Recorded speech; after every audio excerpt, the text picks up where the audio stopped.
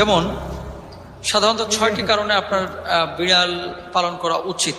1 number, বিড়াল যদি বাড়ির মধ্যে থাকে, আল্লাহ রাসূল সাল্লাল্লাহু আলাইহি ওয়াসাল্লাম যেহেতু তিনি পছন্দ করেছেন, সুতরাং রাসূল সাল্লাল্লাহু আলাইহি ওয়াসাল্লামের পছন্দের প্রাণী আপনার বাড়িতে আছে, মানে আল্লাহর রাসূল যে প্রাণীটাকে পছন্দ করেছেন সেই প্রাণীটা আপনার বাড়িতে ফেরেশতা নিয়ে আসবেন।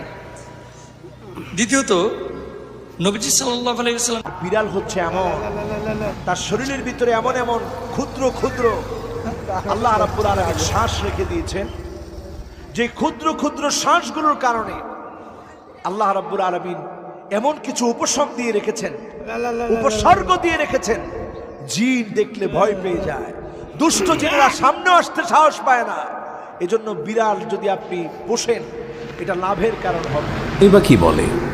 রাসূলুল্লাহ সাল্লাল্লাহু আলাইহি ওয়াসাল্লাম বলেছেন, বিড়াল নাপাক নয়, এটা তোমাদের আশেপাশে ঘন ঘন বিচরণকারী প্রাণী। আবু দাউদ ৭৫, তিরমিজি ৯২। আল্লাহর রাসূলের প্রিয় সাহাবী আব্দুর রহমান রাদিয়াল্লাহু তাআলা আনহু, তিনি জামার ভিতরে পোষা বিড়াল নিয়ে ঘোরাফেরা করতেন। একদিন তিনি জামার আস্তিনের নিচে একটি বিড়াল ছানা নিয়ে রাসূলুল্লাহ সাল্লাল্লাহু আলাইহি ওয়াসাল্লামের দরবারে তিনি উপস্থিত হন। সেই সময় বিড়ালটি হঠাৎ করেই সবার। আপনি কি জানেন মুসলিম বিশ্বে বিড়াল পালন নিয়ে একটু বেশি কেন আবেগী হয়ে থাকে? বিশেষ করে আরাবিয়ানরা বিড়াল পালন করতে পছন্দ করে।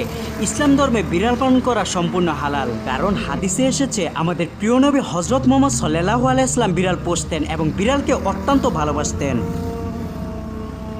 সাল্লামের পছন্দের প্রাণী আপনার বাড়িতে আছে, মানে আল্লাহর রাসূল যে প্রাণীটাকে পছন্দ করেছেন সেই প্রাণীটা আপনার বাড়িতে ফেরেশতা নিয়ে আসবেন।